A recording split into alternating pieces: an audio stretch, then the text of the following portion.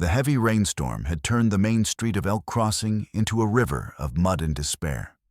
Through the gray curtain of water that fell from the darkening sky, an extraordinary sight emerged that would freeze the blood of every settler who witnessed it. A 9-year-old white girl walked barefoot down the center of the muddy thoroughfare, her small frame bent under the weight of a bundle of wet firewood strapped to her back with frayed rope.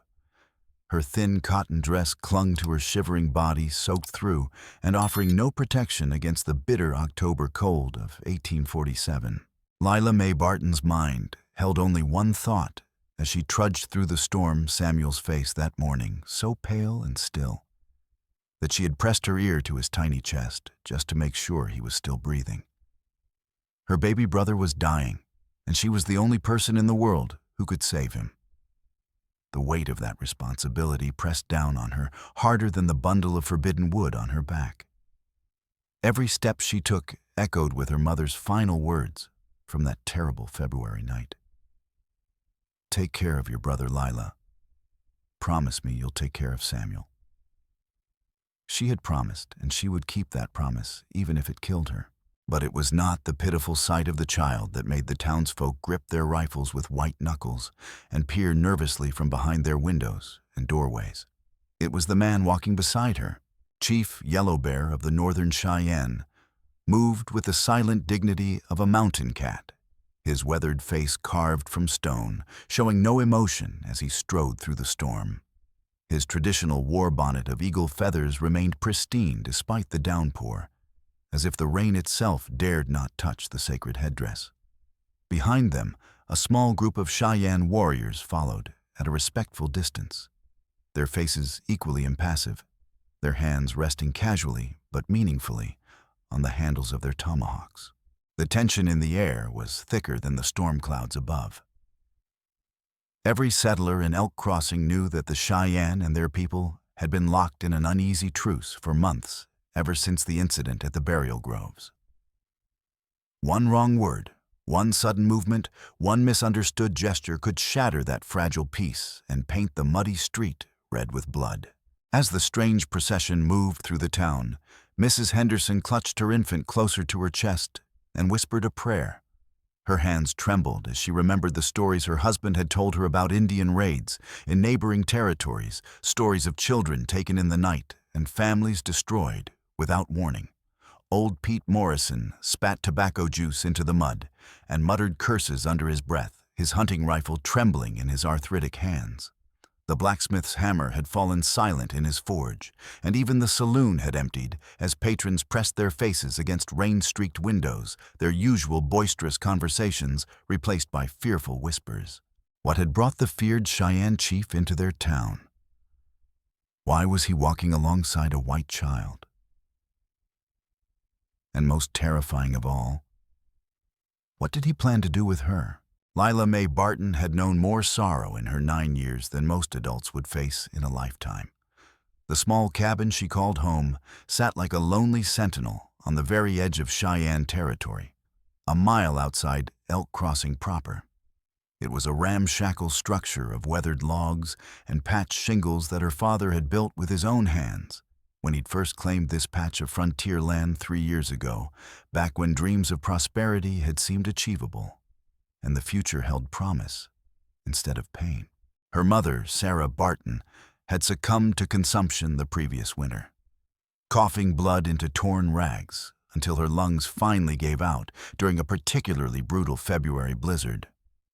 Lila still remembered the sound of her mother's final rattling breath and the way the cabin had fallen silent except for the howling wind outside.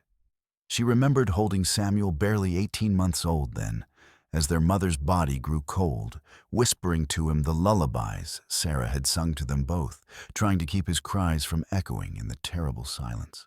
Her father, Thomas Barton, had tried his best to care for Lila and her baby brother after Sarah's death. Thomas was a decent man, but not suited for the harsh realities of frontier life. He'd been a shopkeeper back in Missouri before the promise of free land had lured him west, a man more comfortable with ledgers and customers than with hunting and farming. When Sarah died, something inside him had broken, though he'd tried to hide his despair behind longer and longer hunting trips that often yielded little game, but gave him an excuse to avoid the memories that haunted every corner of their home. During those dark months after their mother's death, Thomas had begun to change in ways that Lila didn't fully understand. He would disappear for days at a time, claiming he was hunting.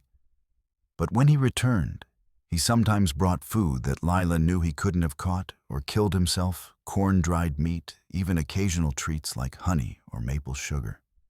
When she asked where these things came from, he would only say that he had friends in the forest who were helping them survive. 2 weeks ago, during the worst storm anyone could remember, Thomas had kissed his children goodbye and walked out into the howling wind and rain. He had seemed different that night, more frightened than usual, constantly glancing toward the windows as if he expected to see someone watching from the darkness. His last words to Lila had been urgent and strange. "If anything happens to me, little one, remember that not all strangers are enemies." Sometimes help comes from unexpected places. He never came back. Lila had waited for 3 days, keeping Samuel fed with the last of their meager supplies, before accepting the terrible truth that she was now completely alone in the world, except for her baby brother. The nearest neighbors were the settlers in Elk Crossing, but they had their own problems and barely enough resources to care for their own families. The frontier mentality encouraged self-reliance and discouraged interference in other families' business, even when that interference might mean the difference between life and death for 2 orphaned children. In this harsh land, survival was an individual responsibility, and children without family were often simply left to fend for themselves or die. Chief Yellow Bear, whose Cheyenne name was Otakai Vahpe, had been the protector of his people's ancestral grounds for over 20 years. The northern Cheyenne considered certain groves within the forest to be holy ground places where their ancestors were buried and where important spiritual ceremonies took place. These areas were marked with eagle feathers, tied to trees, and carved wooden totems that served as warnings to outsiders' boundaries that had been respected by most white settlers until recent months. The chief was a man in his 50s, with graying hair braided with leather strips and a face marked by years of leading his people through conflicts with white settlers, other tribes, and the ever-expanding reach of the United States government.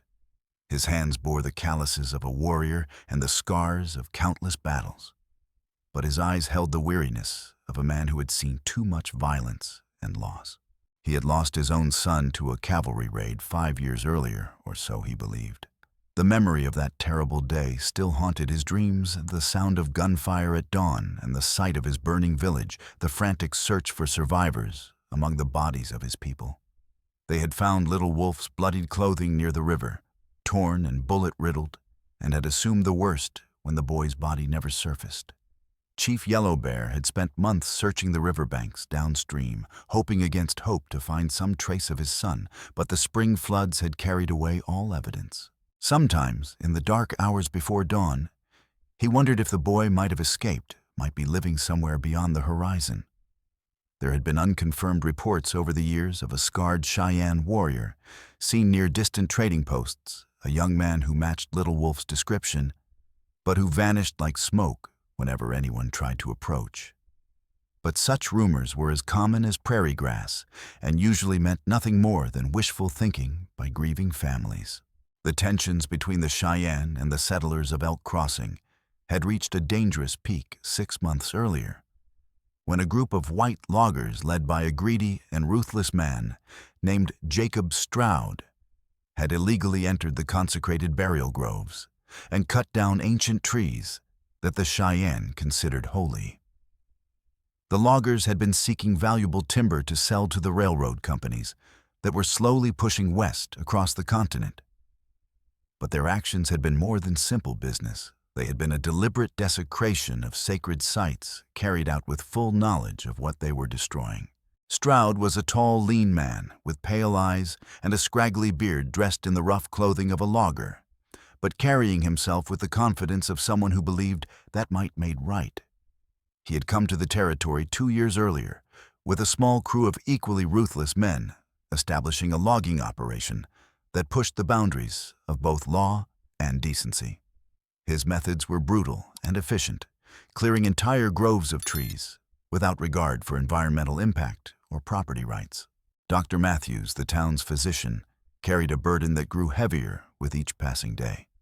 3 weeks ago, he had witnessed Jacob Straoud cornering Thomas Barton near the logging site, threatening him with violence if he continued interfering with business operations. The confrontation had been ugly and one-sided, with Straoud using his physical size and his reputation for violence to intimidate the smaller, gentler man. "You keep your nose out of my business, Barton." Straoud had snarled, grabbing Thomas by the shirt and slamming him against a tree. "I know you've been talking to people about my operations, spreading lies about sacred trees and Indian rights. That stops now, or you'll find out what happens to people who cross me."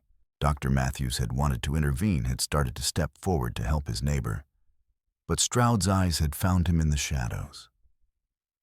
The logger's smile had been cold and calculating as he approached the doctor with deliberate menace. Well, Straoud had said softly, "if it isn't our good doctor. I was wondering when you'd show up. Tell me, Matthews, how's that laudanum supply holding up? Still need it for those old war wounds, or have you found other uses for it?" The threat had been subtle, but unmistakable.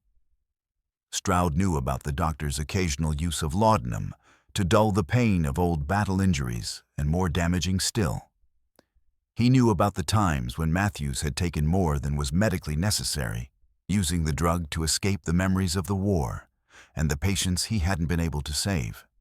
If that information became public, it would destroy Matthews's medical practice and his reputation in the community. "I don't know what you're suggesting." Matthews had replied weakly, but Straoud had already won. "I'm not suggesting anything, Doc. I'm just observing that people who mind their own business tend to have fewer problems than those who interfere in things that don't concern them. Thomas here was just learning that same lesson. Weren't you, Thomas?"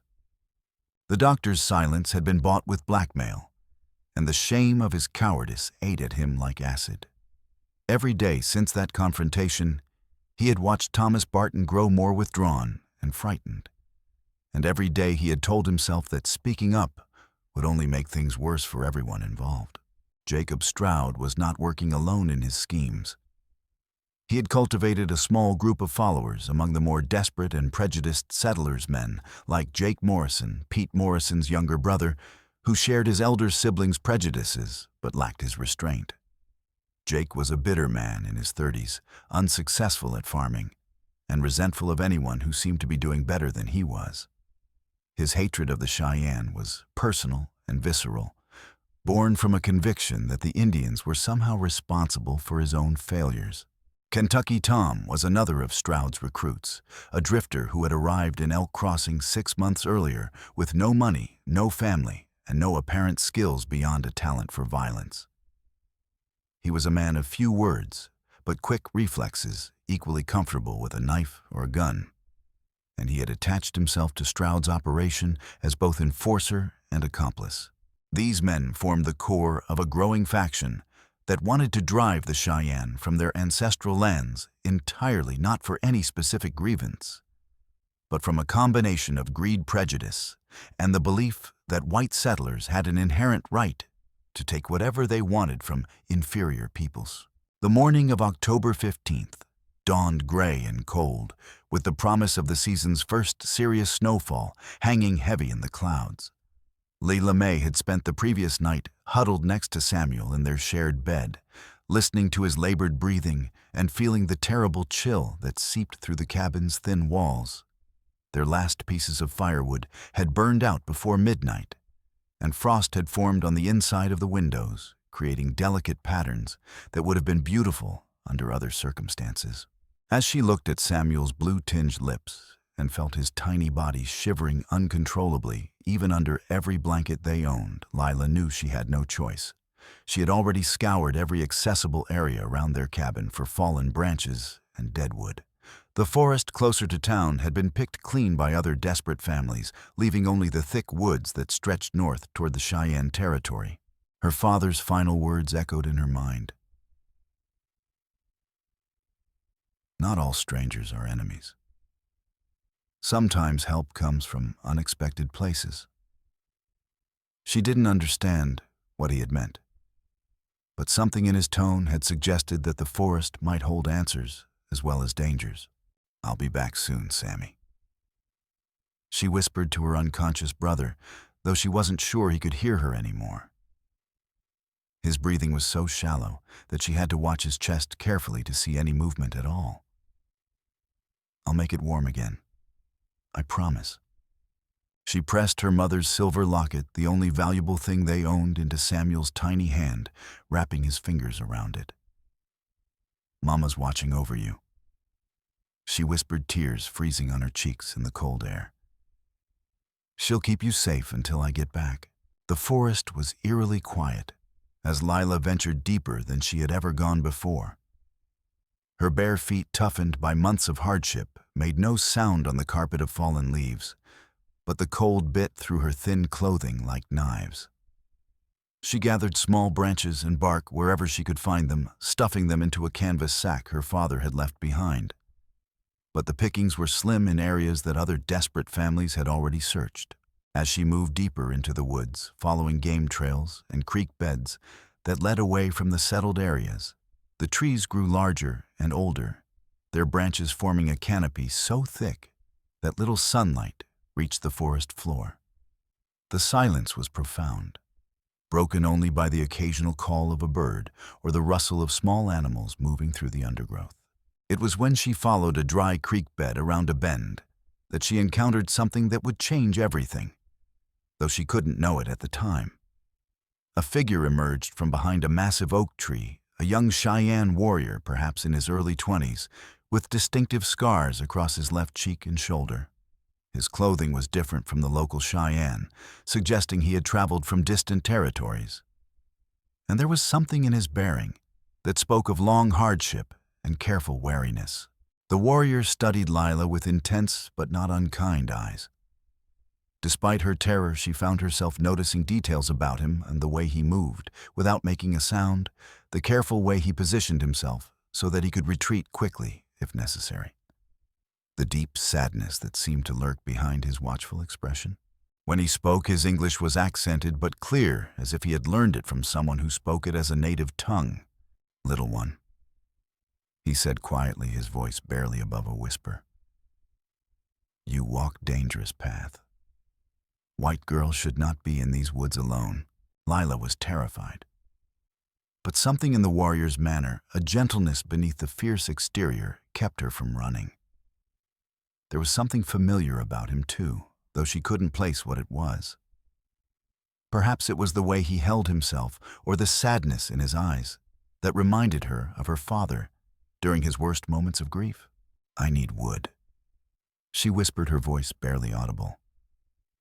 "My brother is dying from the cold." The warrior's expression softened, and for a moment his carefully maintained composure cracked to reveal genuine sympathy. He glanced around the forest as if checking to make sure they were truly alone, then stepped closer. "Your father was Thomas Barton," he said, and it was not a question. "He spoke of his children often." Lila gasped, her heart hammering with sudden hope. "You knew Papa. Where is he? Is he alive?" The warrior's face grew grave, and she knew the answer before he spoke. "Your father was a good man. He tried to protect both our peoples from evil that walks among us." The warrior's eyes grew hard with remembered anger. "That evil killed him. I am sorry, little sister." The confirmation of her father's death hit Lila like a physical blow, but strangely, it was also a relief to finally know the truth. She had spent 2 weeks hoping against hope that he might return. But deep in her heart, she had known that only death would keep him away from his children. "Who killed him?" she asked, her young voice filled with a determination that surprised both of them. The warrior hesitated, then reached into a leather pouch at his waist. From it, he withdrew a small carved bone token, a Cheyenne symbol that seemed to combine elements of protection, warning, and identification. But what made Lila's breath catch was that carved into the bone, almost invisible, unless you knew where to look, were letters that spelled out J. Straoud. "Your father gave me this before he died," the warrior explained. "He said if anything happened to him, I should make sure his children knew who was responsible. Jacob Straoud killed your father because Thomas was trying to stop Straoud's illegal logging in our sacred groves." He pressed the token into her palm, closing her small fingers around it. "This belonged to your father originally, but he asked me to carve Straoud's name into it as evidence. Keep it safe, little sister. Someday it may help bring justice for your father's death." Lila stared at the carved token, her mind struggling to process what she was being told. Jacob Straoud was a name she knew, one of the men from town who sometimes came to buy supplies at the general store. She had always been a little afraid of him, something about his pale eyes and cold smile making her want to hide whenever he was around. "But why?" she asked. "Why would he hurt Papa?" "Because your father discovered that Straoud was cutting down our holy trees and selling the wood for profit," the warrior explained. "Thomas was going to report this to the territorial authorities. Straoud could not allow that to happen." The warrior glanced around again, his warrior's instincts warning him that they had been in one place too long. "I must go, little sister. But remember, trust only those who show you kindness without asking for payment. Evil often wears a friendly face." Before Lila could ask what he meant, the warrior melted back into the forest as silently as he had appeared. She stood alone, clutching the bone token, her mind reeling with questions and grief. Her father was dead, murdered by a man she had seen countless times in town, and no one else knew the truth. But Samuel's urgent need drove her forward, and she continued deeper into the woods until she found herself in a grove unlike any she had seen before. Ancient oak and pine trees towered overhead, their trunks thick enough that 3 men holding hands couldn't encircle them. The air felt different here, heavier, more solemn, as if the trees themselves were holding their breath in reverence for something beyond her understanding. Scattered around the base of the trees were feathers, beautiful eagle feathers tied to low branches with strips of leather. Wooden totems carved with symbols she didn't recognize stood like silent sentinels among the massive trunks, their weathered surfaces telling stories in a language she couldn't read. Even in her desperation, some instinct told Lila that this was a special place, ancestral grounds, where she probably shouldn't be. But scattered around the grove were fallen branches of perfect size, for her fireplace more wood than she had seen in weeks. The branches were dry and seasoned, as if they had been naturally prepared for burning. Samuel's pale, cold face flashed in her mind, and she made her decision. Working quickly, she gathered armload after armload of the fallen wood, binding it into a bundle she could carry on her back. As she worked, she found herself thinking about her mother's stories of angels and divine providence. Perhaps this wood was meant for her, placed here by forces beyond her understanding to save Samuel's life. The thought gave her comfort and helped her push aside the guilt she felt for trespassing in what was obviously a sacred place. She was tying the last knot in her makeshift rope harness when she heard the sound of footsteps behind her. Not the silent approach of the scarred warrior, but the deliberate footsteps of people who wanted to be heard. Turning slowly, her heart hammering in her chest, she found herself facing 2 Cheyenne warriors who seemed to have materialized from the forest itself.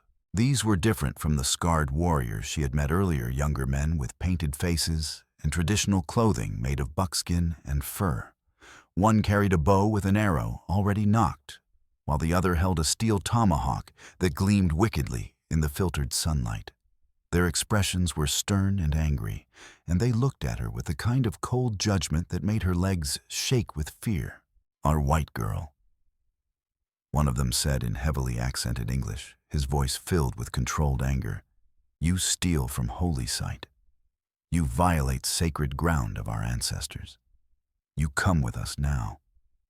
Lila tried to speak, to explain about Samuel and her desperate need, but her voice seemed to have deserted her. The warriors' faces showed no sympathy, only the grim determination of men carrying out unpleasant but necessary duties. Before she could speak or even think of running, the warriors had taken hold of her arms and lifted both her and her bundle of wood. Their grip was firm, but not cruel, and she realized they were being as gentle as their duty allowed. They moved through the forest with the swift, silent efficiency of men who had been born to these woods, covering ground so quickly that Lila soon lost all sense of direction. As they traveled, she clutched the bone token the scarred warrior had given her, drawing comfort from its weight in her palm. Whatever was about to happen to her, at least, she now knew the truth about her father's death.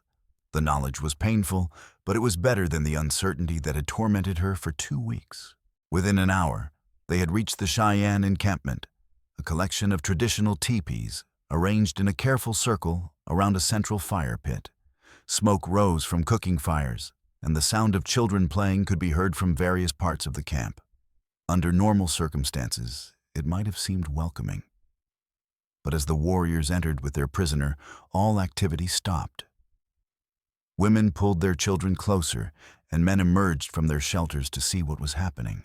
Lila found herself the center of attention for dozens of people, whose language she didn't understand, and whose customs were foreign to her. Children stared at her with wide eyes, some fearful, others simply curious about the white girl who had been brought to their home.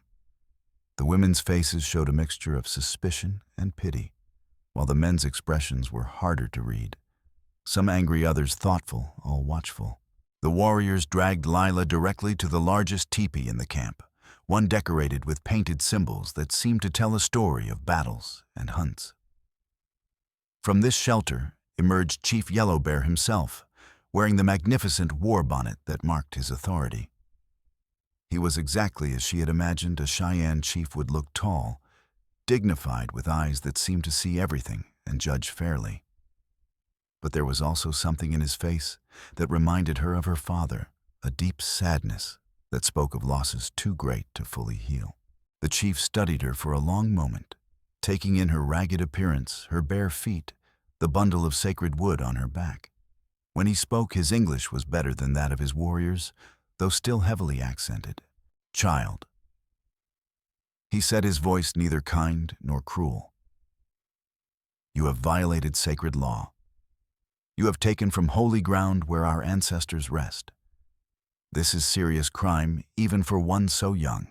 Lila wanted to speak, to explain about Samuel and her desperate situation, but the words seemed stuck in her throat. The weight of dozens of staring eyes, the strangeness of her surroundings, and the gravity of her situation combined to overwhelm her completely. Chief Yellow Bear saw her distress and gestured for his people to step back, giving her space to breathe. "Do not be afraid," he said more gently. "We do not harm children without cause. But you must explain why you did this thing. Help me understand." Word of Lila's capture had spread quickly beyond the Cheyenne camp. One of the warriors had been sent immediately to Elk Crossing to announce that a white trespasser had been caught in the Forbidden Grove and was being held for judgment. This was both a courtesy and a warning. The Cheyenne were following their own laws, but they wanted the white settlers to know what was happening to prevent any misunderstandings that might lead to violence. When the news reached Elk Crossing, it spread through the small town like wildfire. Within minutes, a crowd had gathered in front of the general store, voices raised in anger and fear. The initial reaction was predictable outrage that Indians had dared to take a white child regardless of the circumstances. "They've got little Lila Barton," shouted Mrs. Henderson, clutching her own infant closer to her chest. "That poor orphaned girl, what do they want with her?" Some recognized Lila's name and knew she was the orphaned daughter of Thomas Barton, but others assumed she was just another settler child who had wandered too far from safety. The distinction mattered little to the growing crowd. A white child was being held by Indians, and that was all they needed to know. Jacob Straoud saw opportunity in the crisis. He had been waiting for months for an incident that would justify driving the Cheyenne from their lands, and a white child being held by Indians was exactly the pretext he needed. More than that, it was a chance to eliminate any potential witnesses to his murder of Thomas Barton. Now this is what I've been warning you all about, he shouted to the gathering crowd, his voice carrying the practiced authority of a man accustomed to swaying others to his will. They've taken one of our children. How long before they come for more? How long before none of our families are safe? His words were carefully calculated to stir maximum outrage. He spoke of our children rather than a child, making it seem as if all the settler families were under immediate threat. He invoked the specter of future attacks, turning a specific incident into evidence of a larger conspiracy. We all know what happens when you give savages an inch. Straoud continued, his voice rising. They take a mile. Today it's one orphaned girl. Tomorrow it'll be your sons and daughters. We need to act now before this gets out of hand. His words stirred the crowd into greater agitation, but there were voices of reason as well. Dr. Matthews, despite his fears about his own secrets being exposed, stepped forward with visible reluctance. We don't know the full story yet, he said, though his voice lacked conviction and he avoided meeting Straoud's eyes. Perhaps there's been a misunderstanding. Maybe the girl wandered into their territory by accident. A misunderstanding. Straoud laughed harshly, his pale eyes glittering with a malice that only Matthews could fully recognize. They've got a white child, Matthews. What's to misunderstand about that? Are you saying we should just trust them to do the right thing? The doctor felt the familiar weight of Straoud's implicit threat and fell silent, his face burning with shame. He knew he should speak up more forcefully, should demand that they get the full story before taking any action. But the fear of exposure paralyzed him. Sheriff Dalton, who had arrived just as the crowd was forming, tried to inject some official authority into the situation. Now hold on, everyone. Before we do anything rash, let's send someone to talk to Chief Yellowbear. Find out what really happened. But Straoud was ready for this objection too. Talk, he sneered. Sheriff, with all due respect, what's to talk about? They've violated the territorial boundary by taking a white child. According to territorial law, that's an act of war. It was a clever argument, mixing enough legal terminology to sound authoritative, while appealing to the crowd's desire for immediate action. Straoud had spent years learning how to manipulate groups of angry, frightened people, and he was using every trick he knew. By noon, nearly 40 armed settlers had gathered at the edge of Cheyenne territory, demanding the immediate return of Lila Mae Barton.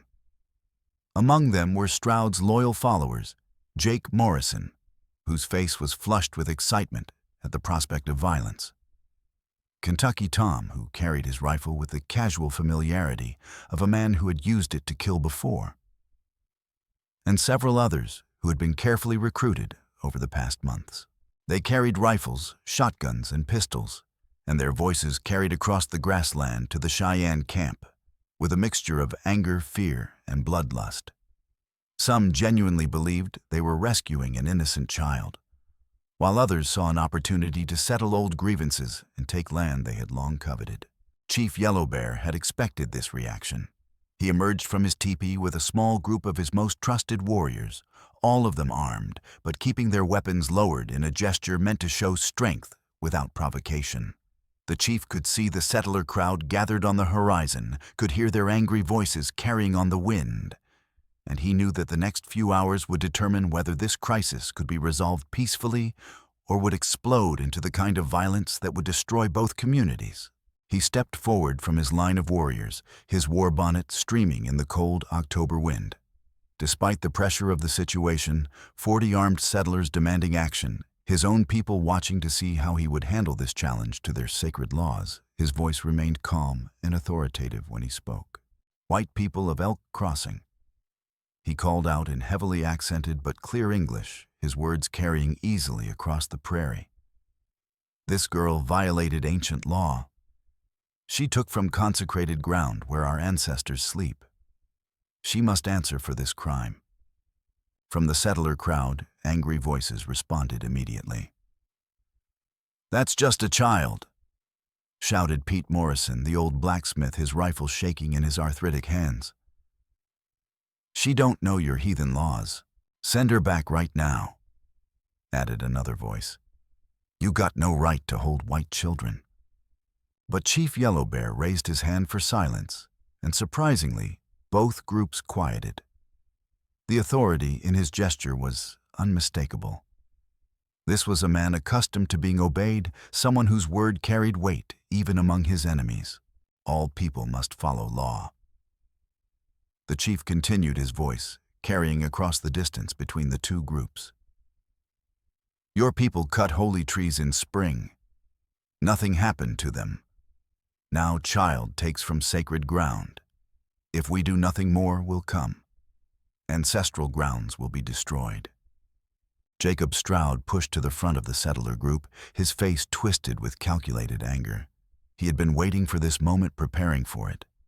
And now he would use it to achieve everything he had been working toward. You can't hold a white child hostage because of your superstitions. He declared, his voice pitched to carry to both crowds. This is American territory governed by American law, not your primitive beliefs. Chief Yellow Bear's eyes fixed on Straoud, with an intensity that made the logger shift uncomfortably. There was something in the chief's gaze that suggested recognition, though they had never formally met. The chief had heard descriptions of the man who had desecrated the burial groves, and Straoud's appearance matched those descriptions perfectly. Jacob Straoud. The chief said quietly, his voice carrying despite its low volume. The use of Straoud's name sent a visible shock through both crowds. How did the Cheyenne chief know who he was? You speak much of law. What law did you follow when you cut holy trees? What law protected Thomas Barton? The mention of Thomas Barton's name was like a thunderbolt. Straoud's face went white, then flushed red with anger and alarm. Several people in the crowd noticed his reaction and began to murmur among themselves. Dr. Matthews felt his own guilt surge as he remembered the confrontation he had witnessed, but failed to report. I don't know what you're talking about, Straoud replied, but his voice had lost some of its earlier confidence. His eyes darted around the crowd, checking to see how many people were listening, how many might be drawing uncomfortable connections. Thomas Barton got lost in a storm. That's got nothing to do with this situation, does it not? Chief Yellow Bear asked, his tone suggesting he knew far more than he was revealing. Man disappears after threatening Jacob Straoud's business. Child appears in sacred grove, stealing wood to save brother's life because father is gone. You see no connection. The implication was clear to everyone present, and it sent a chill through both crowds. If Chief Yellow Bear was suggesting that Straoud had something to do with Thomas Barton's disappearance, it cast the entire situation in a different light. Straoud realized he was losing control of the narrative and moved quickly to regain the initiative. This is exactly what they do, he shouted to the crowd. They make wild accusations to confuse the real issue. They're holding one of our children, and they're trying to distract us with lies about Thomas Barton. It was a skillful deflection, turning the focus back to the more emotionally charged issue of the captured child. But Chief Yellow Bear was not finished. He gestured for Lila to step forward. The little girl, overwhelmed by the attention and the gravity of the situation, remained frozen in place. Her bundle of wood seemed to weigh 1,000 pounds on her small back, and her legs felt like they might give out at any moment. The bone token the scarred warrior had given her felt like it was burning in her palm. Your child. Chief Yellow Bear said, his voice becoming gentler, but still carrying complete authority. These are your people. They have come for you. Tell them why you entered Forbidden Grove. Lila stared at the ground, her bare toes curled in the cold grass. The weight of all those eyes, both white and Cheyenne, pressed down on her like a physical force. She had never been the center of so much attention in her life, and the responsibility of speaking felt impossible. When she finally found her voice, it was so quiet that people in both groups had to strain to hear her. I didn't mean to do wrong. She whispered, her words barely audible above the wind. I didn't know it was your special place. Then why did you go? Chief Yellow Bear pressed, though his tone remained patient. There is wood in many places. Why did you go to ancestral grounds? The question hung in the air, and for a moment it seemed as if Lila might not answer. Then, thinking of Samuel's blue lips and labored breathing, she found the strength to speak, because Samuel is dying. She said, her voice breaking with the weight of her fear and desperation. My baby brother is dying, and I needed wood to keep him warm. I looked everywhere else first, I promise I did. But there wasn't any wood left anywhere else. I was afraid he would die if I didn't find some. The raw honesty in her words cut through the tension between the two groups like a knife. Even some of Straoud's supporters looked uncomfortable as they absorbed the implications of what she had said. This wasn't a case of deliberate disrespect or childish mischief. This was a desperate older sister trying to save her baby brother's life. But Straoud was quick to seize control of the narrative before sympathy could take hold. This is exactly what they want, he declared to the crowd, his voice rising with practiced indignation. They're using this child's tragic situation to manipulate our emotions. Don't you see the game they're playing?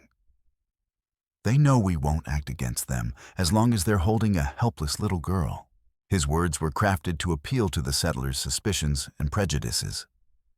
By framing Lila's genuine distress as a calculated manipulation, he was able to dismiss her testimony while appearing to be the voice of reason. They probably set this whole thing up. Straoud continued, warming to his theme. Think about it.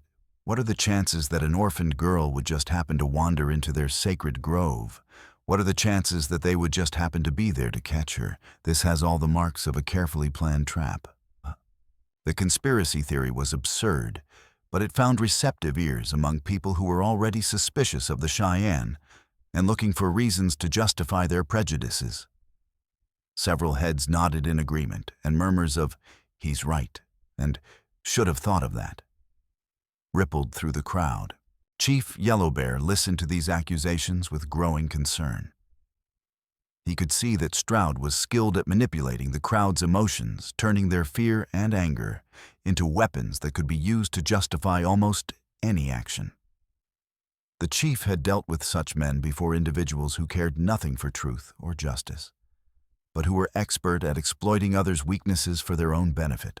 The chief studied Lila carefully as Straoud continued his manipulation of the crowd. The child was clearly malnourished, her arms and legs thin as twigs beneath her worn clothing. Her dress was patched in multiple places and too large for her frame, as if it had belonged to an older child or adult. Most concerning of all, she was barefoot despite the freezing temperature, and he could see that her feet were cut and scratched from walking through the forest. This was not the appearance of a child who was part of some elaborate deception. This was the appearance of desperate poverty, of a young girl who had been pushed to the very edge of survival and had made a choice that she knew was wrong, because the alternative was watching her brother die. We will see, the chief announced to both groups, making a decision that surprised everyone present. We will go to Child's home. We will see if her words are true. This proposal immediately caused an uproar from Straoud and his supporters. You can't just march into our territory with armed warriors, Straoud shouted. That's an invasion. That's an act of war. But Dr. Matthews, finally finding a spark of the courage that had deserted him weeks earlier, stepped forward despite his fear of Straoud's retaliation. If the child is telling the truth about her situation, then we should all see it, he said, his voice gaining strength as he spoke. And if she's lying, that should be exposed too. What harm is there in looking at the facts? Chief Yellow Bear nodded approvingly at the doctor's words. We will take 10 men from each side. Others will wait here. No weapons will be raised unless someone attacks first. We seek truth, not battle. The selection of the verification party took several tense minutes, with arguments breaking out on both sides about who should be included. From the Cheyenne side, Chief Yellow Bear chose himself 2 senior warriors known for their wisdom and restraint, and 7 younger braves whose discipline he trusted completely. From the settlers, Dr. Matthews volunteered immediately, driven by guilt over his earlier silence. Sheriff Dalton insisted on being included in his official capacity. Mrs. Henderson demanded to be part of the group, arguing that a woman's perspective was needed when dealing with children. 7 other townspeople known for their level heads and fair dealing rounded out the settler contingent. Notably, Jacob Straoud was not chosen for the party despite his vocal protests and demands to be included. Sheriff Dalton was blunt in his rejection. This situation's tense enough without adding someone who's got a personal grudge and an axe to grind. Straoud's exclusion was a significant blow to his influence over the situation, and he realized he needed to act quickly to maintain control. As the walking party prepared to depart, he pulled several of his followers aside for a quiet conversation. While they're gone, he murmured to Jake Morrison and Kentucky Tom, his voice low but urgent, "I want you to spread the word among the boys. Tell them this is just the beginning. The Indians are testing us, seeing how far they can push before we fight back. When that group returns, no matter what they claim to have found, we need to be ready to act decisively." Jake Morrison nodded eagerly, his eyes bright with the prospect of violence. "What kind of action you thinking about, Mr. Straoud?" "The kind that solves this problem permanently," Straoud replied grimly. "The kind that makes sure no other white children get taken by savages and no other white men get murdered for trying to make an honest living." The walking party set out immediately, with Lila stumbling along in the center of the group, her bundle of wood once again strapped to her back. The mile-long journey to her cabin was made in almost complete silence, with both sides eyeing each other warily, and the child herself too exhausted and overwhelmed to speak. As they walked, Lila found herself thinking about the scarred warrior who had given her the bone token. His words echoed in her mind.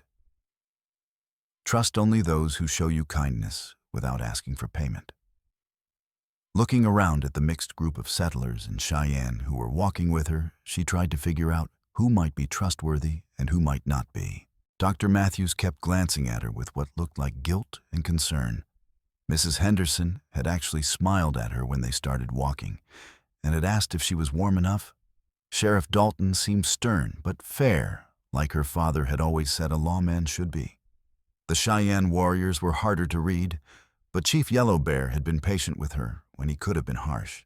As they approached the Barton cabin, even from a distance, it was clear that something was seriously wrong. The small structure seemed to lean at an odd angle, as if the winter winds had pushed it off its foundation. No smoke rose from its chimney, despite the cold weather, and the door hung partially open, swaying in the wind like a mouth trying to speak.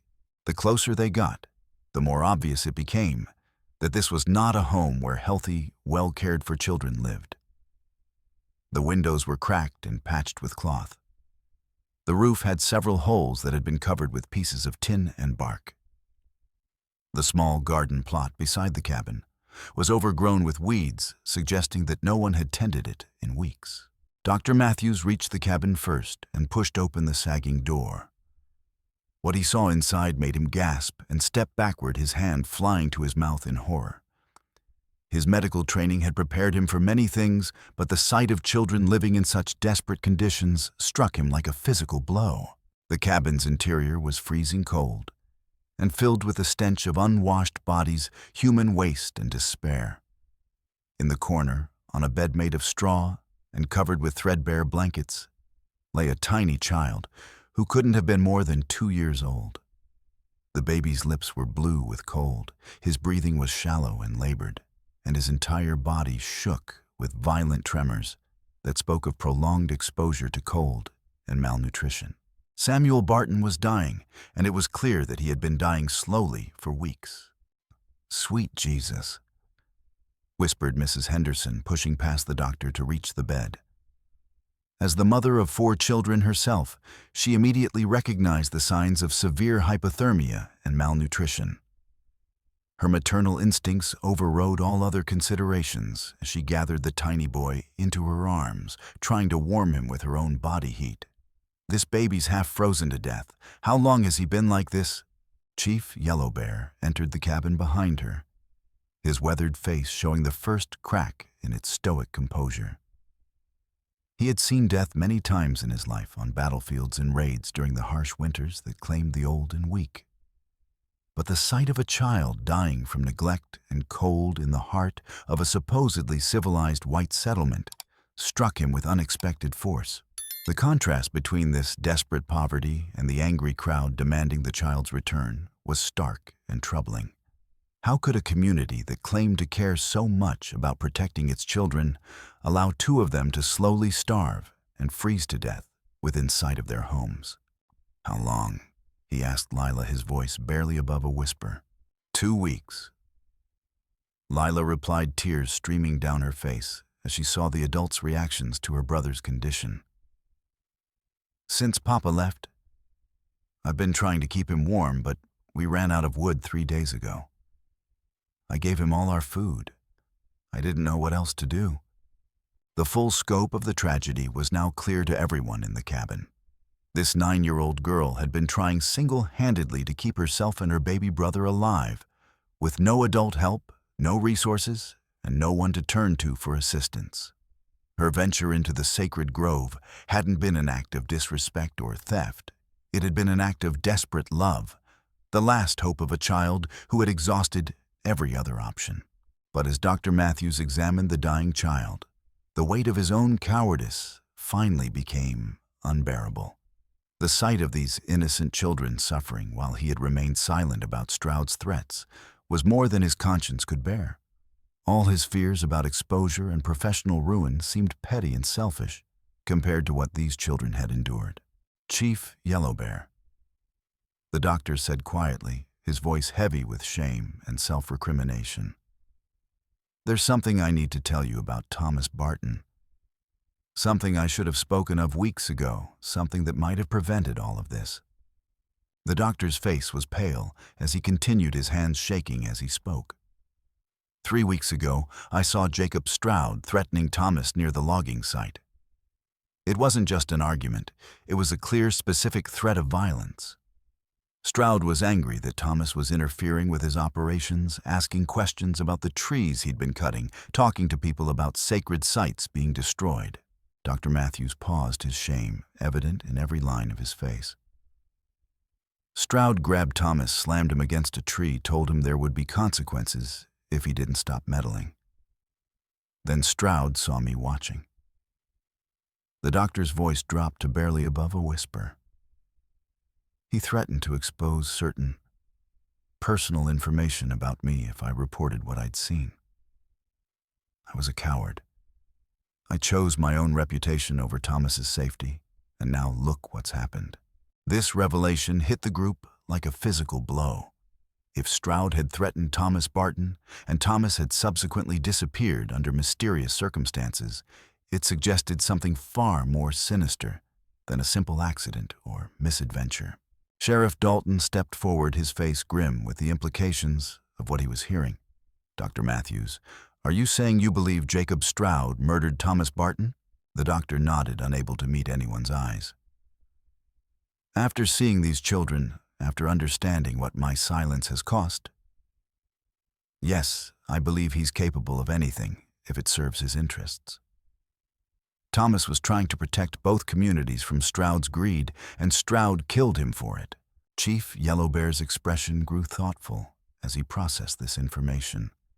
The pieces of a larger puzzle were beginning to fall into place in his mind: the illegal logging, Thomas Barton's cooperation with the Cheyenne, the mysterious disappearance, and now these dying children. It painted a picture of systematic evil that went far beyond simple greed or prejudice. "Dr. Matthews," he said carefully, "this threat you witnessed, did Thomas seem to take it seriously?"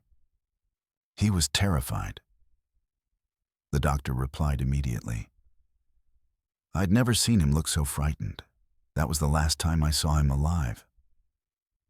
He paused, then added, "I think Thomas knew he was in danger.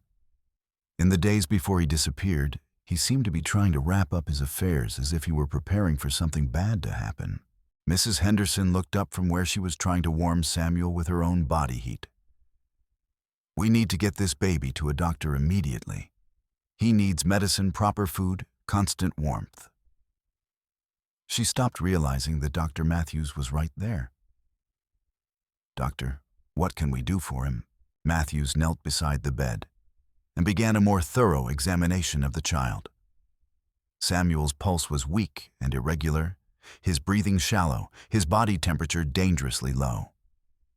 The signs of prolonged malnutrition were evident in his sunken cheeks, his stick-thin limbs, his bloated belly. "He's critically ill," the doctor announced grimly.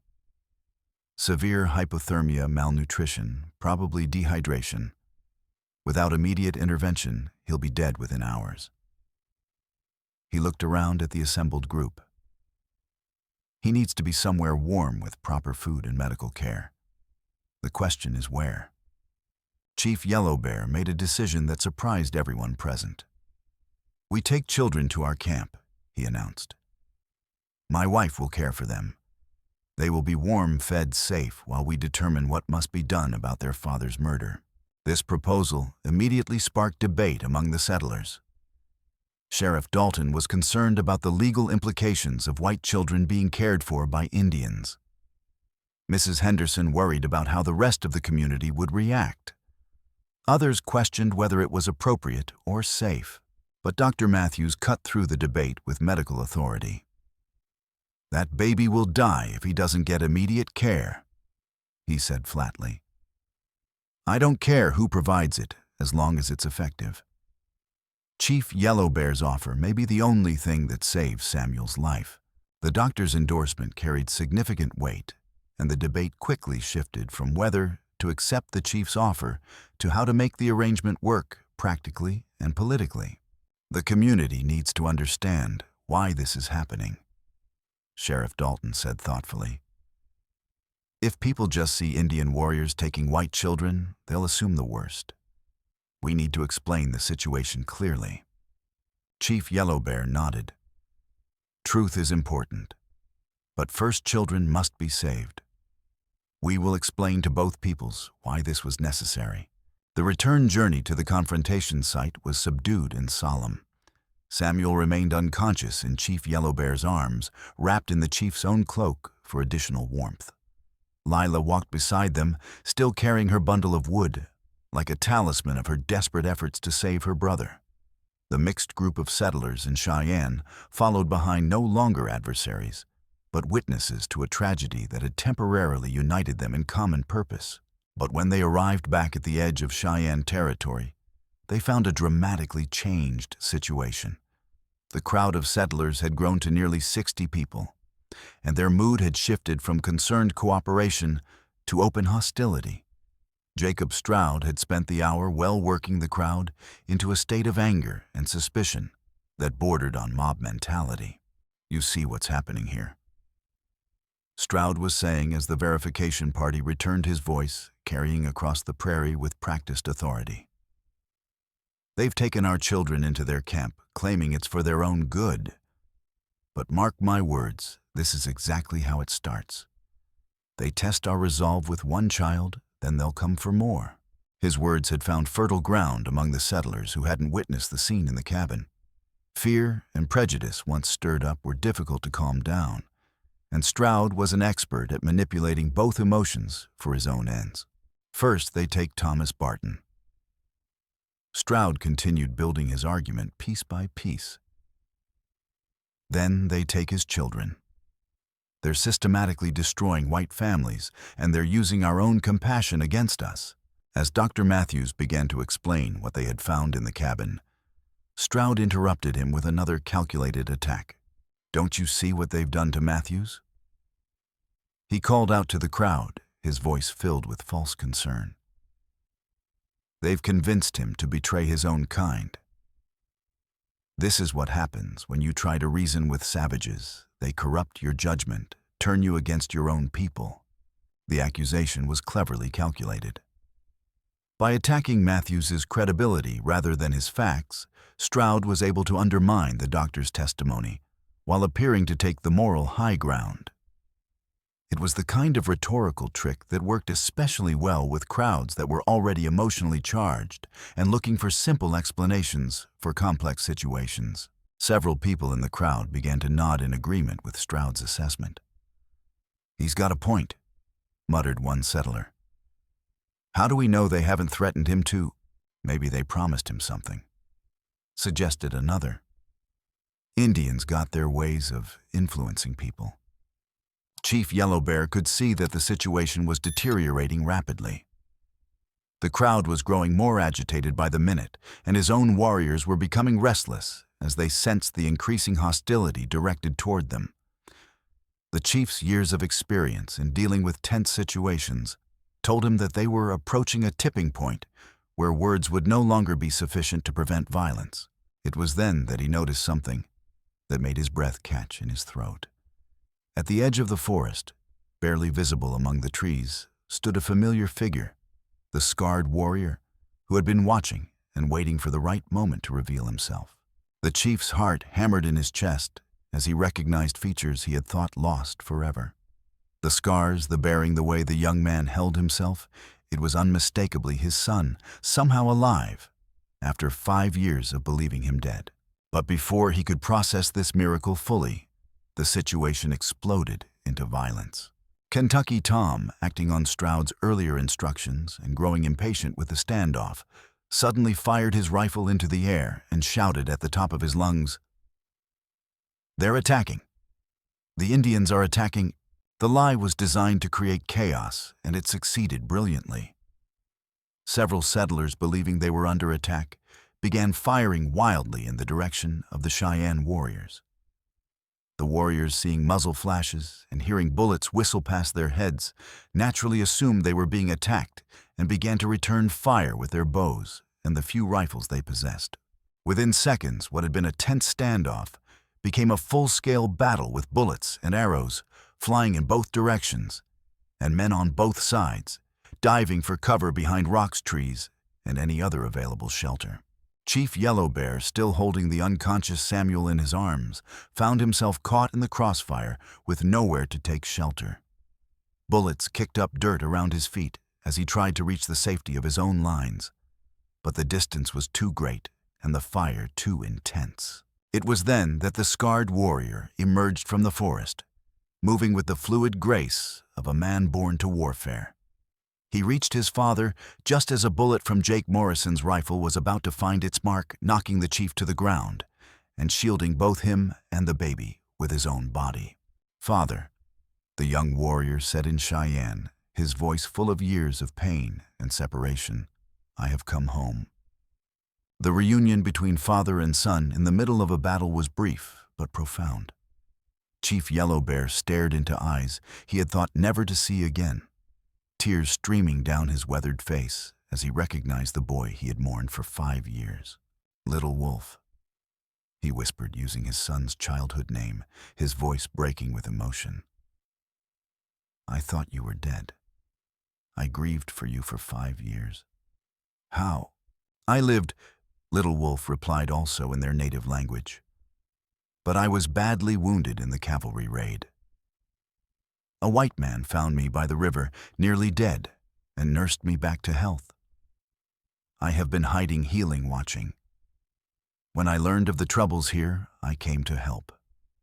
The battle continued to rage around them, but Little Wolf's arrival had shifted the dynamics significantly. The young warrior's reputation had preceded him rumors of a ghost-like Cheyenne fighter who appeared where he was least expected and vanished like smoke had spread throughout the territory over the past year. But Jacob Straoud had prepared for contingencies. As the gun battle continued creating smoke and confusion that obscured movement, he and his closest followers, Jake Morrison and Kentucky Tom, began moving around the edge of the conflict toward the Cheyenne camp itself. Their plan was to take Lila as a hostage and use her as leverage to end the fight on their terms. Chief Yellowbear, carrying Samuel and Little Wolf, supporting his wounded father, had to fight their way through the chaos to intercept Straoud's flanking movement. The battle was now taking place on multiple fronts, with different groups pursuing their own objectives amid the smoke and confusion of a dozen individual firefights. "Stay low, father," Little Wolf urged as they moved through the battlefield. "Straoud is more dangerous than the others. He fights like a man who has nothing left to lose." Lila, terrified by the gunfire and explosions around her, had taken shelter behind a large boulder near the Cheyenne camp. When she saw 3 armed men approaching her hiding place through the smoke, she tried to run, but Kentucky Tom was faster, grabbing her arm and pressing a knife to her throat. "That's far enough." Straoud called out to the Cheyenne warriors who were moving to rescue her, his voice cutting through the noise of battle. "We've got the girl. Put down your weapons or she dies." The threat worked exactly as Straoud had planned. The Cheyenne warriors, unwilling to risk an innocent child's life, lowered their weapons and stepped back. Even Chief Yellowbear and Little Wolf were forced to halt their advance, though both men kept their weapons ready and searched for an opportunity to act. "That's better," Straoud said, his confidence returning now that he held the advantage. "Now we're going to end this little dispute once and for all. The girl comes with us, and you savages get off our land. Permanently." But Straoud had underestimated both the intelligence of his captive and the lengths to which desperate people would go to protect those they loved. Lila, remembering the bone token that the scarred warrior had given her in the forest, managed to work it free from her dress pocket despite Kentucky Tom's grip on her arm. The carved symbol caught the afternoon light as she held it up where Little Wolf could see it, and she called out in a voice that was small but clear, "I have something that belongs to you." The young warrior's eyes widened as he recognized the token. One of several he had carved during his recovery, each one containing a secret message for those who knew how to read the symbols. This particular token contained information about Thomas Barton's murder information that Little Wolf had learned through careful investigation, but had been unable to communicate to his people. More importantly, the token proved that he had indeed met with Thomas Barton before the man's death, establishing a connection that would give weight to his testimony. Jacob Straoud. Little Wolf called out in clear English, his voice carrying across the battlefield with undeniable authority. "You killed Thomas Barton 3 weeks ago near Pine Creek. I saw you do it." The accusation hung in the air like gunpowder smoke.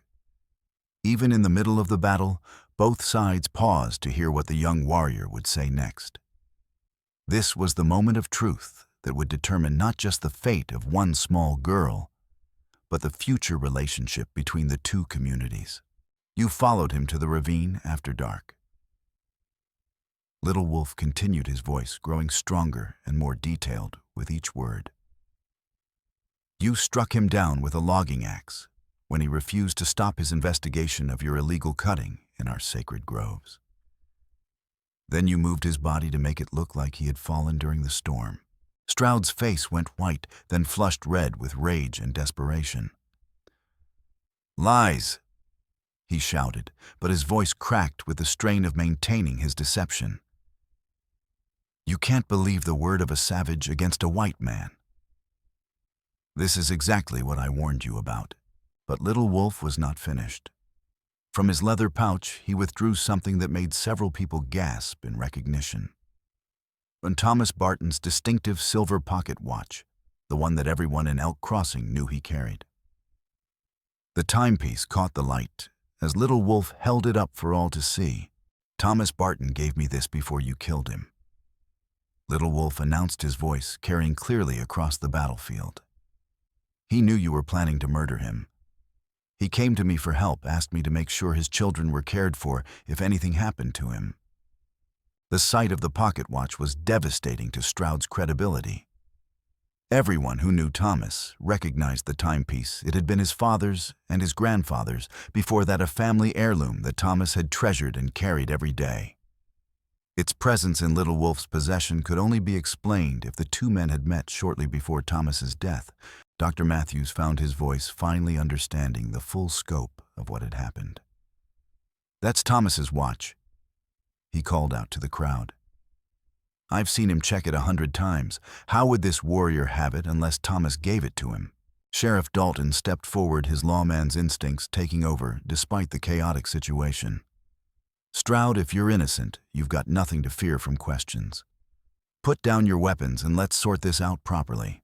But Straoud was beyond rational thought, now driven by desperation and the knowledge that he faced execution if captured. The careful facade he had maintained for months was crumbling, and with it all his plans for wealth and power.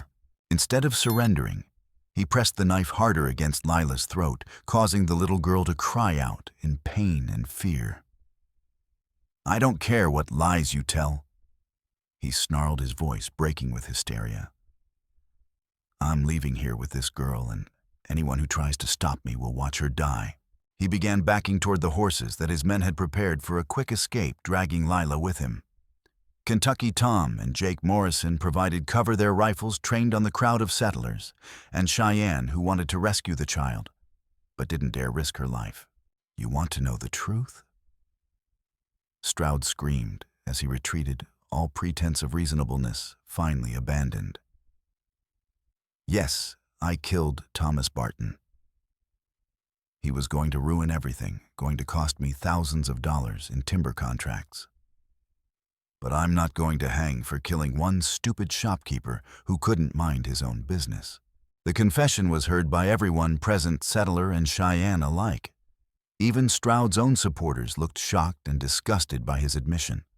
The man they had followed, believing him to be a victim of Indian aggression, had just revealed himself to be a cold-blooded murderer who had killed a neighbor for profit. It was then that Little Wolf made a decision that would define the rest of his life. Despite his father's attempts to stop him, the young warrior stepped out into the open, his hands raised peacefully, but his voice carrying absolute determination.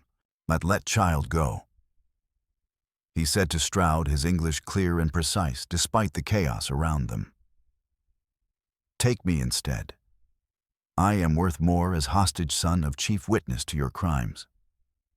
Child is no use to you dead, and you cannot escape with crying, struggling girl."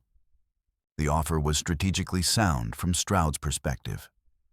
A grown warrior would be more valuable as a bargaining chip than a terrified little girl. But it also represented an enormous risk for Little Wolf, who would be completely at the mercy of a desperate killer who had already confessed to murder. The Little Wolf know.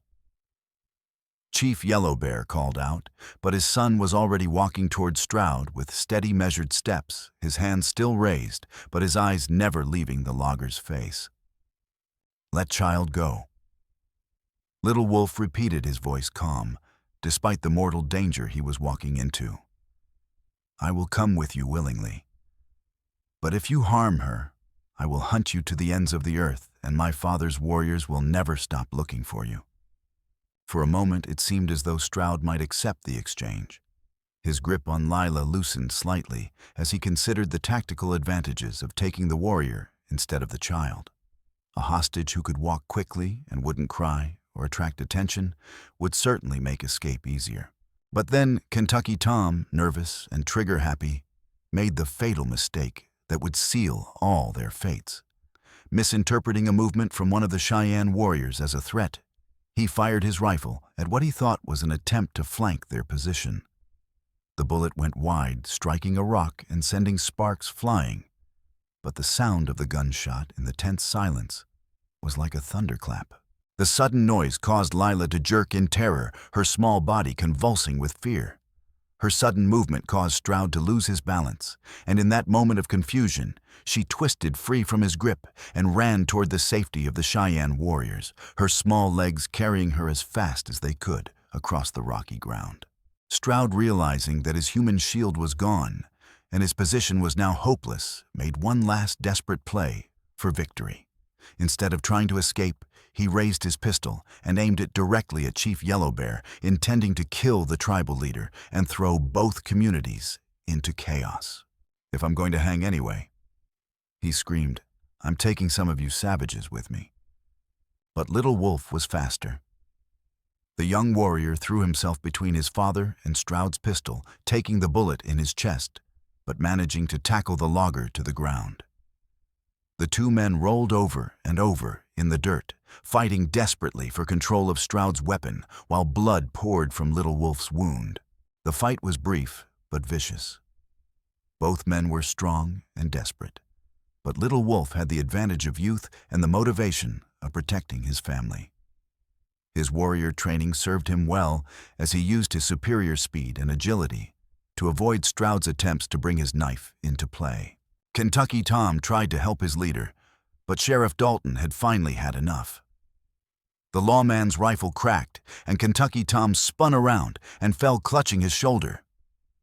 Jake Morrison, seeing his companions falling, threw down his weapon and raised his hands in surrender.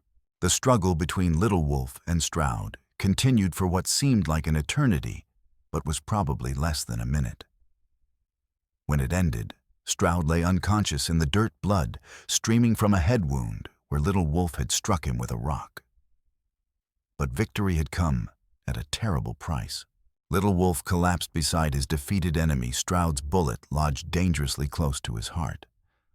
Blood soaked through his buckskin shirt, and his breathing was labored and shallow.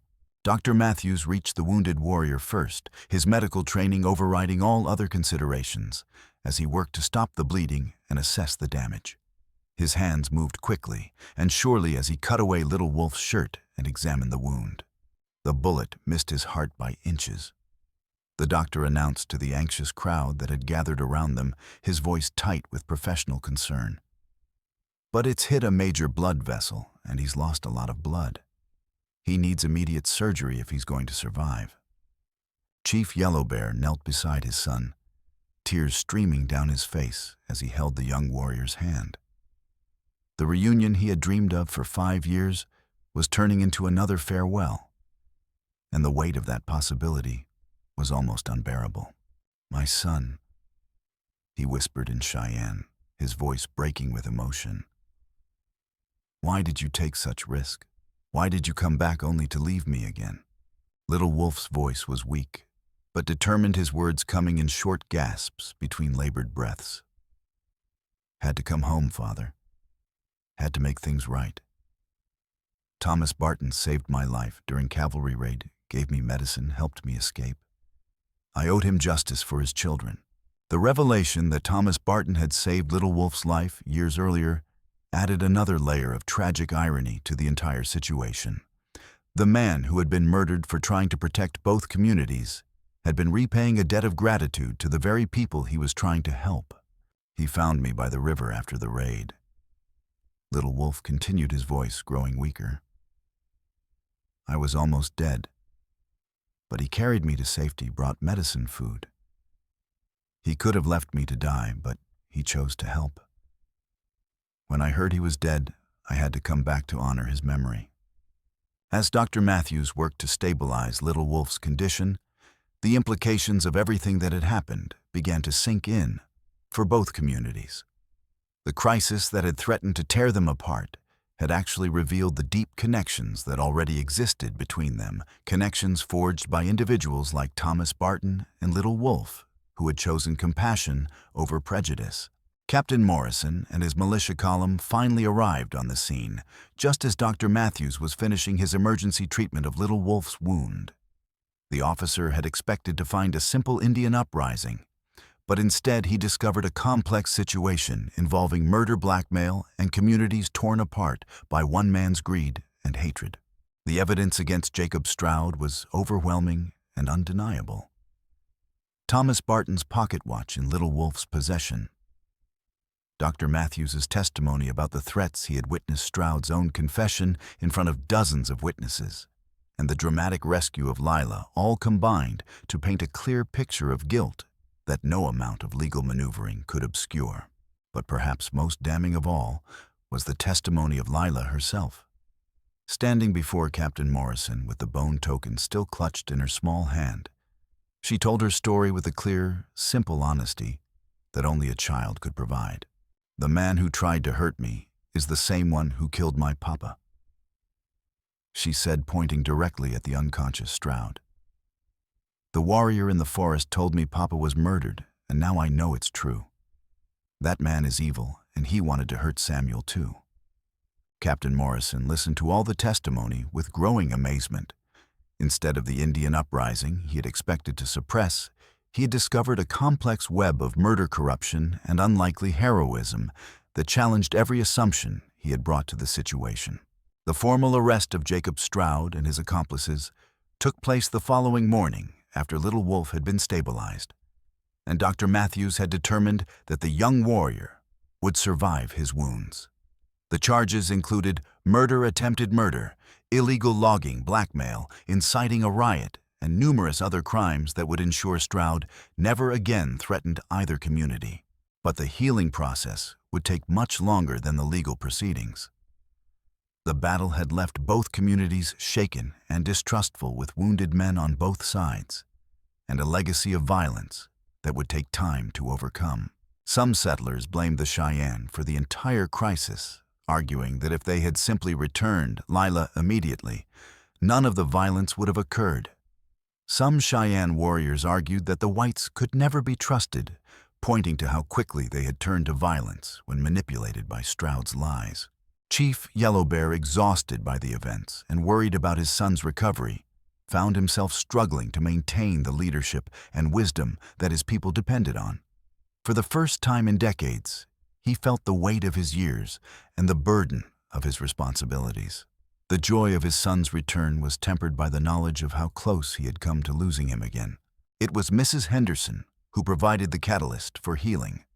3 days after the battle, she arrived at the Cheyenne camp, carrying baby Samuel, who had recovered significantly under the care of Chief Yellow Bear's wife. The transformation in the child was remarkable. His color had returned to normal. His breathing was strong and regular, and he was actually smiling for the first time anyone could remember. "I've come to thank you," she announced to the assembled Cheyenne families, her voice carrying across the camp with maternal authority, "and to make a proposal that I hope will prevent anything like this from ever happening again." Her proposal was simple, but revolutionary. She wanted to establish a formal arrangement for the care and education of Lila and Samuel, one that would involve both communities and create lasting bonds between them. These children belong to both worlds now. She explained, her words carefully chosen to appeal to both cultures' values. They've been saved by Cheyenne courage and white compassion. Lila has learned Cheyenne ways from the warrior who helped her, and Samuel owes his life to Chief Yellow Bear's wife. They should grow up knowing both cultures, bridging the gap between our peoples. The proposal was controversial in both communities, but it had powerful advocates.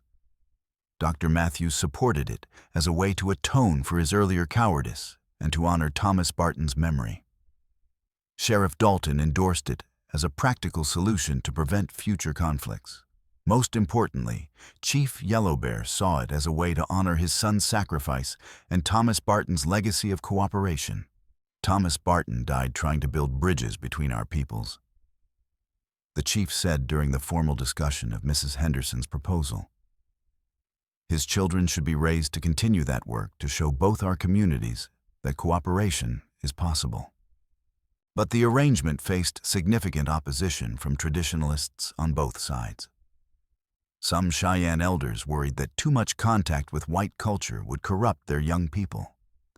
Some settlers feared that cooperation with Indians would make them vulnerable to attack or would somehow compromise their identity as white Americans. The debate continued for weeks, with meetings held almost daily to discuss the practical and philosophical implications of the proposed arrangement. These discussions were often heated, with long-held prejudices and fears being aired openly for the first time. Gradually, however, practical considerations began to outweigh ideological objections. The children needed care, and both communities had resources that could help them. More importantly, the crisis had demonstrated that cooperation was not only possible, but essential for survival on the frontier. Over the following months, the arrangement slowly took shape. Lila and Samuel would live with the Henderson family, but spend significant time with the Cheyenne, learning their language, customs, and traditions. In return, Cheyenne children would attend the settler school, creating the first integrated educational system on the frontier. The process was not without challenges. There were setbacks, misunderstandings, and moments when the entire experiment seemed doomed to failure. Some families from both communities refused to participate, and there were periodic flare-ups of the old prejudices and fears. One particularly difficult incident occurred 6 months after the arrangement began, when a young Cheyenne boy was beaten by several white children at the school. The attack was motivated by prejudice and ignorance, but it threatened to destroy all the progress that had been made.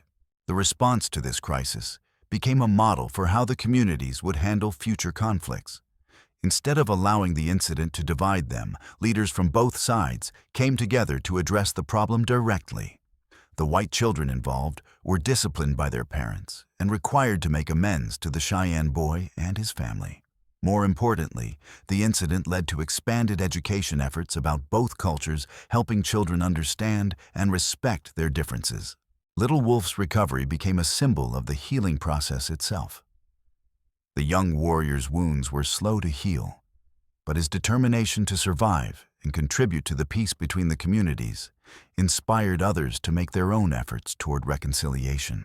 During his long convalescence, Little Wolf spent hours with children from both communities, telling them stories that helped them understand each other's cultures and perspectives. His unique position as someone who had lived in both worlds made him an ideal teacher and mediator. Dr. Matthews, freed from Straoud's blackmail and motivated by guilt over his earlier silence, became one of the most effective advocates for cooperation between the communities. His medical practice began serving both populations, and he trained assistants from both cultures in healing techniques that combined modern medicine with traditional remedies. The doctor's transformation was particularly notable because it demonstrated that people could change, that past failures didn't have to define future actions. His willingness to admit his mistakes and work to make amends became an example that others followed. The trial of Jacob Straoud and his accomplices took place 6 months later in the territorial capital, and it became a sensation throughout the region. The story of the orphaned children, the Cheyenne chief who protected them, and the young warrior who sacrificed himself for justice captured the imagination of newspaper readers across the country. Straoud was convicted on all charges and sentenced to death, though the sentence was later commuted to life imprisonment due to questions about his mental state. Kentucky Tom received 15 years for his role in the violence, while Jake Morrison was sentenced to 10 years for assault and inciting a riot. More importantly, the trial established legal precedents for cooperation between white settlements and Indian tribes, precedents that would influence territorial policy for years to come. The case became a landmark in frontier law, demonstrating that justice could transcend racial boundaries when communities worked together. But for the people of Elk Crossing and the northern Cheyenne, the real victory was measured in smaller, more personal terms. Families that had been torn apart by prejudice and violence were learning to heal. Children who had been taught to fear and hate each other were becoming friends. Lila Henderson, for she had taken her adoptive family's name, grew into a confident young woman who moved easily between both worlds. She became fluent in Cheyenne as well as English, and her unique background made her an invaluable interpreter and mediator when conflicts arose between the communities. Her transformation from a desperate, frightened child to a poised young woman who could speak with equal authority to white settlers and Cheyenne elders was remarkable. She never forgot the lessons she had learned during those terrible weeks of caring for Samuel alone, and she used those experiences to help other children who found themselves in difficult situations. Samuel Henderson retained no conscious memory of his brush with death, but he grew up understanding that his life had been saved by the courage and compassion of people from both cultures. He became a bridge builder like his sister, equally comfortable with settler children and Cheyenne youth. The boy developed a particular talent for languages, becoming fluent not only in English and Cheyenne, but also in several other Native American languages. His linguistic abilities made him valuable as a translator and diplomat, helping to resolve conflicts throughout the territory. Little Wolf fully recovered from his wounds and eventually married a young woman from Elk Crossing, creating the first formal family bond between the two communities. Their wedding was attended by members of both communities, and it became a symbol of the new era of cooperation that had emerged from the crisis. Their children would grow up truly belonging to both worlds, speaking both languages natively, and participating in the traditions of both cultures. They represented the future that Thomas Barton and Chief Yellow Bear had envisioned, a future where differences were celebrated rather than feared. Chief Yellow Bear lived to see his grandchildren playing with children from both communities, their laughter echoing through the sacred grove where the entire story had begun. The old warrior had found a kind of peace he had never expected, born from loss, transformed into hope, and hatred transformed into understanding. In his final years, the chief became a respected elder whose wisdom was sought not only by his own people, but by white settlers throughout the territory. His reputation for fairness and wisdom spread far beyond Elk Crossing, and he became one of the most influential Native American leaders of his generation. Dr. Matthews established a medical practice that served both communities, training healers who combined the best of both traditional and modern techniques. His earlier failure to speak up about Straoud's threats had taught him the importance of moral courage, and he never again hesitated to do what was right rather than what was safe. The doctor's work became a model for integrated health care on the frontier, demonstrating that cooperation between cultures could produce better outcomes than either could achieve alone. His medical school, established 10 years after the crisis, became the first institution of higher learning in the territory to admit students regardless of race. The sacred grove where Lila had originally gathered her firewood became a symbol of the cooperation between the communities. Children from both cultures played there, under the ancient trees, and annual ceremonies honored both Cheyenne traditions and the memory of those who had sacrificed for peace. A monument was erected in the grove 10 years after the crisis, commemorating Thomas Barton's sacrifice and the courage of all those who had worked to build bridges between the communities. The inscription, written in both English and Cheyenne, read, "In memory of Thomas Barton and all who choose understanding over hatred, cooperation over conflict."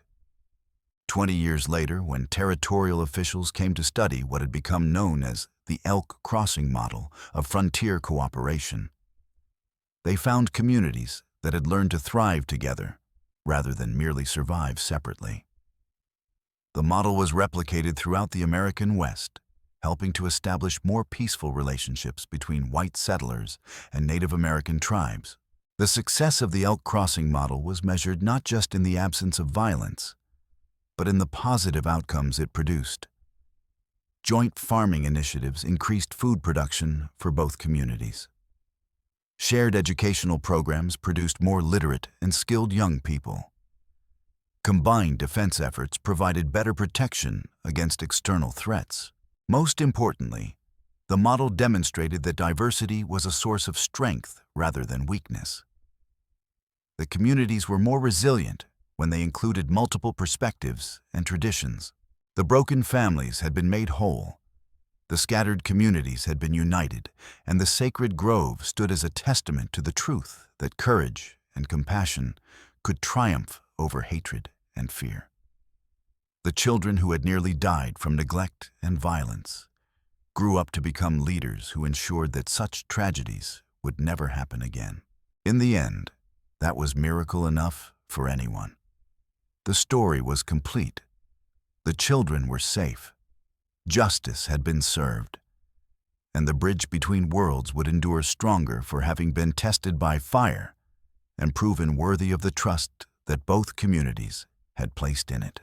The sacred ground had been protected not through violence, but through the recognition that all children, regardless of the color of their skin or the language of their prayers, deserved to grow up in safety, surrounded by love and hope for the future.